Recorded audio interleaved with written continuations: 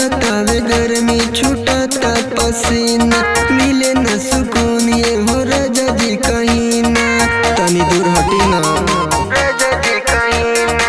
लगतावे गर्मी छूटता पसीना, मिले न सुकून ये हो राजा जी कहीं ना।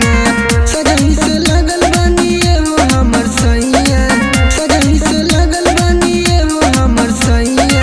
छोड़ी राजा बैया दर्द कर दैया, छोड़ी राजा बैया दर्द कर दैया।